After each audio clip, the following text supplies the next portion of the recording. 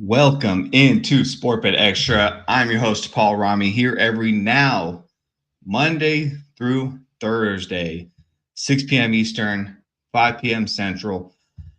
No more morning show, busy schedule, a lot of things going on in the morning. So we've got time here at 5 p.m. every day during the week, Monday through Thursday. This is going to be great. We've got shows right before games are going to be kicking off. So what I'll be doing is getting out plays as soon as the show is over, if possible, getting them out before the show as well. That way, anyone who's gone on can see the free play beforehand. And then, again, subscribe to get the rest of the plays. But we're here Monday through Thursday, 6 p.m. Eastern, 5 p.m. Central. This is great. We're fired up, ready to go. So we're going to talk NBA. We're going to talk college basketball. We're going to talk about January, what we've been doing so far, and we're just going to go ahead and get right into the show. Exciting to be back.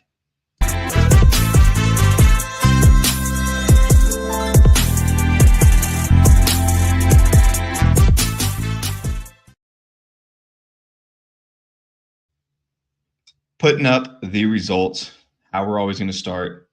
Again, transparency is key at everything here. Looking at where we are at currently, last time we did a show was on the 15th of January, just under 2 weeks ago. We were at plus 24.83 units.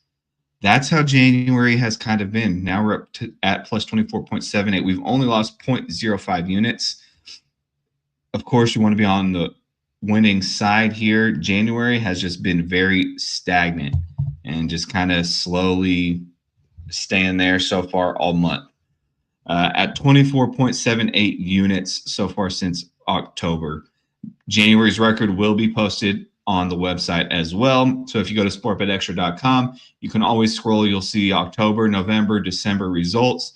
Once January is finished, you'll see all of January results there as well. But here we are currently, since we've been back, plus 24.78 units. NBA 32-28. Not as great as we like. NBA betting strategy is just kind of staying, in that 55% range.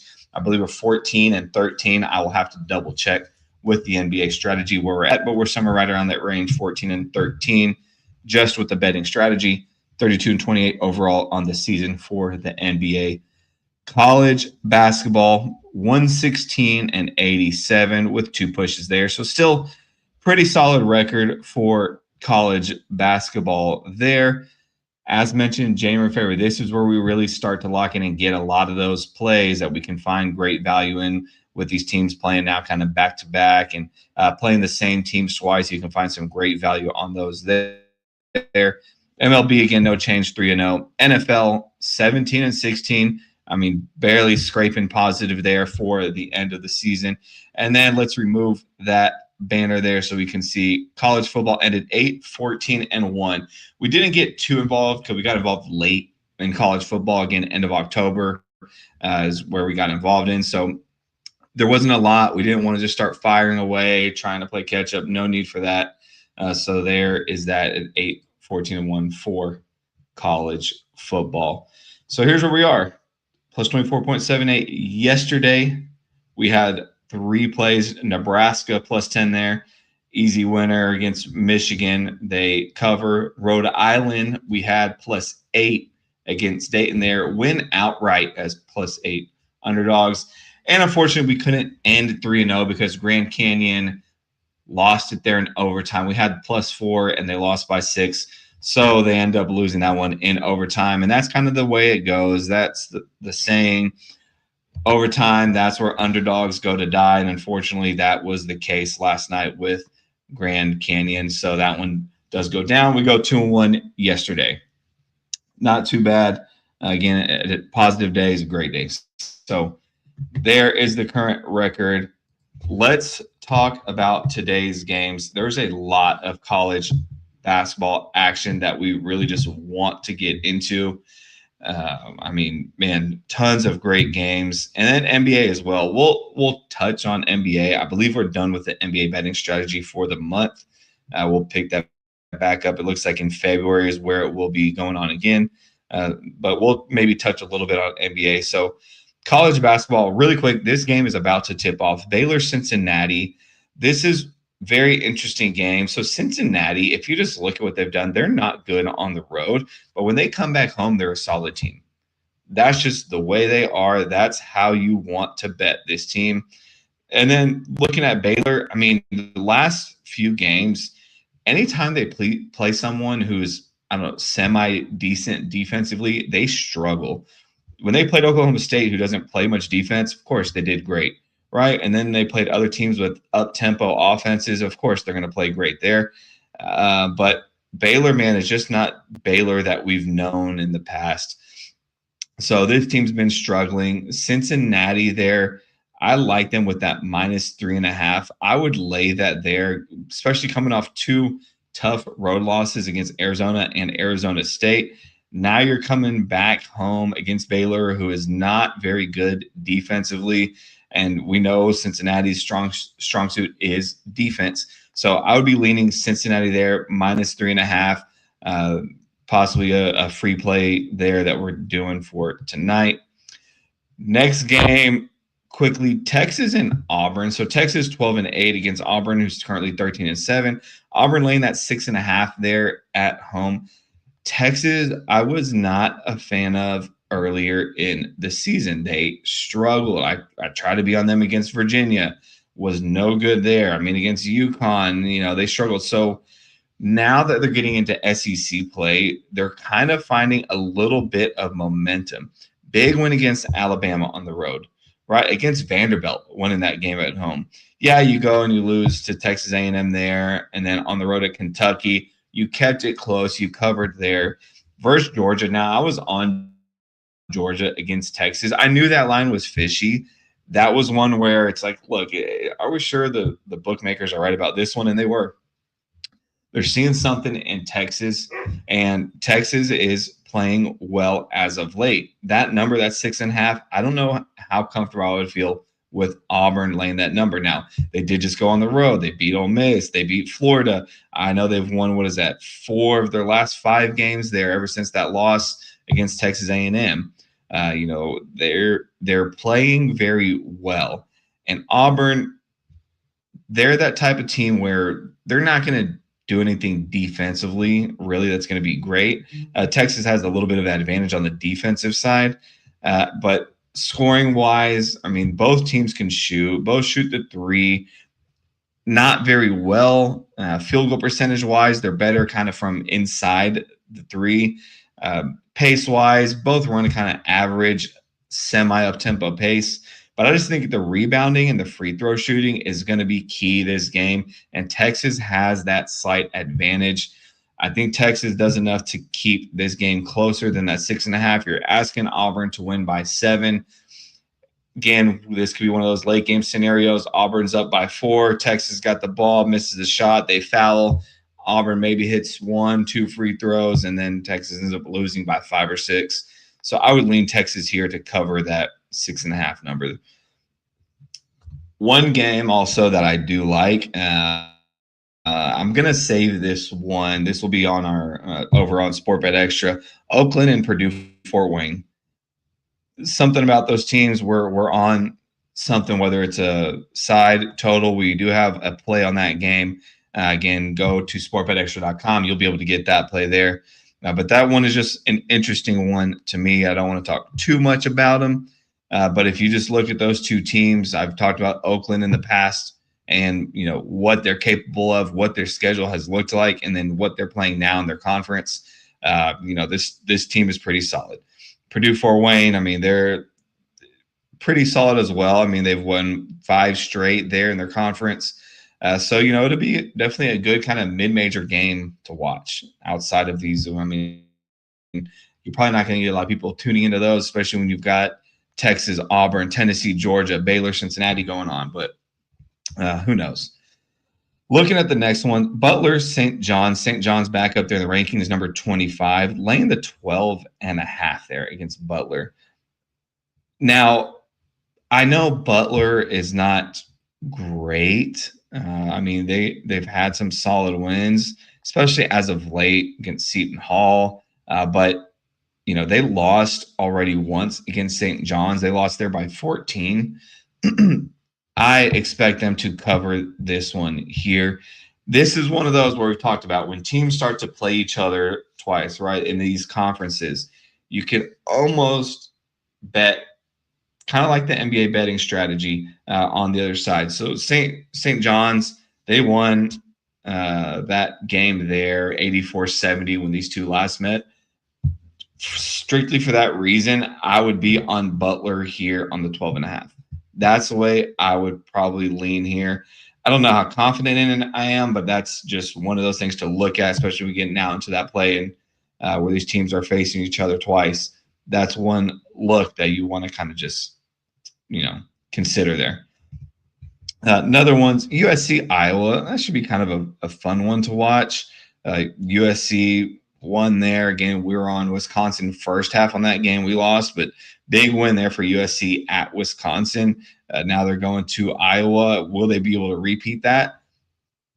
I don't know. Iowa's tough, but no one really expected USC. Not many expected USC to win there anyways against Wisconsin, so it's possible. My lean though would be Iowa laying the 9.5. I just think defensively they're going to be too much. They're better than Wisconsin defensively, so I would lean Iowa here in this 9.5 laying, basically asking them for double digits to get that win and cover.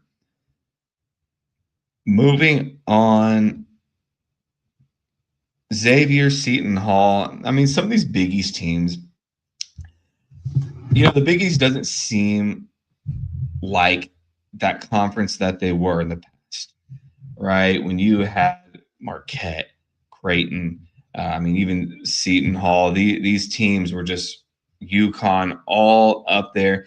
The Big East is kind of, fallen as far as competition wise. But Seton Hall is pretty solid. They've struggled though these last 4 games. I mean, look at what they've done against UConn, lost there, Butler lost, go on the road to St. John's and DePaul, lose both games there. They're not scoring. That's a problem with Seton Hall. They are struggling the last 4 games.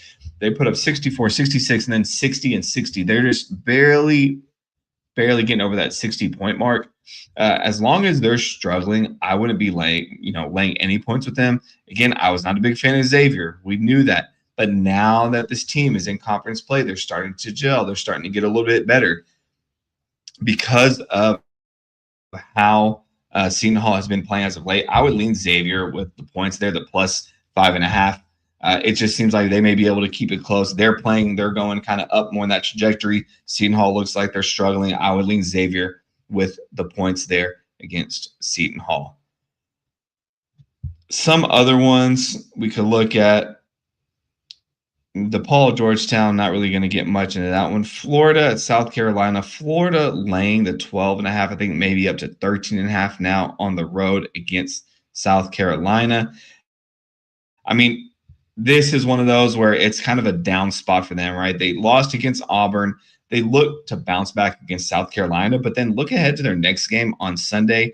They're back home against Alabama. That's a big matchup for them. I would think this might be kind of one of those spots where Florida just looks to get past South Carolina with a win. And then South Carolina, they're so up and down with, this team. As of late, they haven't been great. Of course, getting blown out by A&M, then barely losing to Auburn there, getting a win against Oklahoma. South Carolina, they're tough to figure out what they're actually going to do. This is a very good number, the 13.5. I'd probably stay away because I don't think it's going to be on. It's going to be very close. This one might land right on 13, right on 12, 14, somewhere around that range. I would stay away from this one. It's almost a toss-up on how that one's going to play out. Houston, number 10 at TCU. TCU 13-7. Houston laying the 7.5 there on the road. TCU, they're keeping it close against some big name schools too. Against Kansas, they lose by 4. Against Arizona, I mean, they lost by 13 there against Arizona. But BYU on the road, they lose by 6. Utah, they only lose by 3, and then they get, Oklahoma State and Baylor. They win there with no problem, again, 2 teams that don't play any defense. Now you got a team in Houston that plays very solid defense, laying 7.5 on the road. I think TCU can keep it close here. Houston coming off a pretty tough game at Texas Tech. Of course, they're going to want to bounce back, and they're going to want to do it in a big way on the road here. Just will they be able to get it done? That's the thing. Possibly, I mean, we know what Houston is defensively. They're not that same defensive team of the past 2 seasons with the number 1 ranked defense, number 2 ranked defense. Still a solid top 10 defense. Now, free throw shooting for Houston has gotten much better compared to years past. This team can shoot. They're going to want to control the game, run their slow pace, and really force TCU to take some bad shots, which TCU, they really struggle shooting the ball, and they're going to have to shoot a lot of threes. They're not going to get a lot inside. They don't rebound very well. I would lean maybe Houston on this spot, but again, neither of these sides I would be comfortable taking. Looking at the rest, we got some games later on. UCLA, Oregon. Oregon, only a 4.5 point underdog. Have not been good, but they've also played a tough schedule. You've got Ohio State on the road at Nebraska is undefeated. Then you've got Michigan that you played. Then you had Michigan State come to your house back-to-back, 2 tough teams, go on the road to Washington. Oregon's just not had an easy schedule as of late. Looking at UCLA, what they've done, theirs is more of kind of a cakewalk against Northwestern, against Penn State, against Maryland recently. Now they had that nice win against Purdue, lost at Ohio State. UCLA, though, laying the 4.5 is kind of that weird number. I would expect them to be more of like 6.5, 7.5 point favorite. Being that's only a 4.5, that makes me want to lean towards Oregon. Just kind of feels like that is maybe one of those spots. Checking with UCLA, Sky Clark, it looks like injury news. He's a game time decision. I'm not seeing anything on him. I'm trying to see if I can refresh and get some more information, but not seeing much on Sky Clark, who we know is the second leading scorer there for UCLA, getting about 13.5 points per game.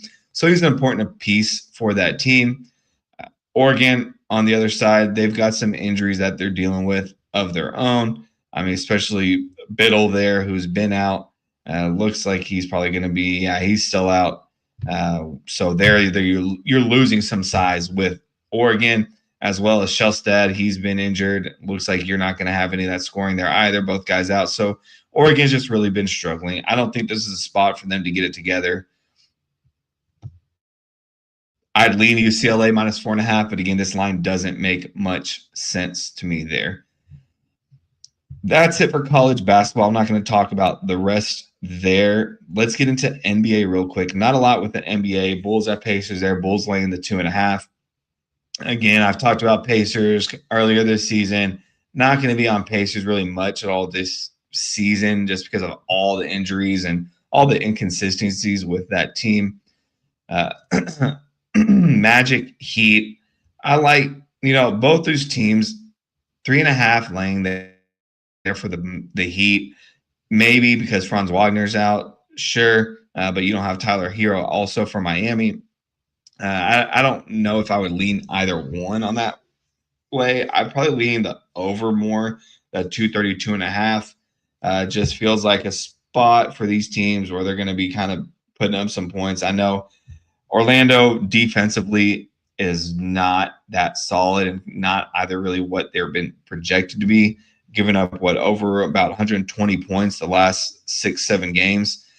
So I'd assume Miami's going to put up the same, about 120 or so.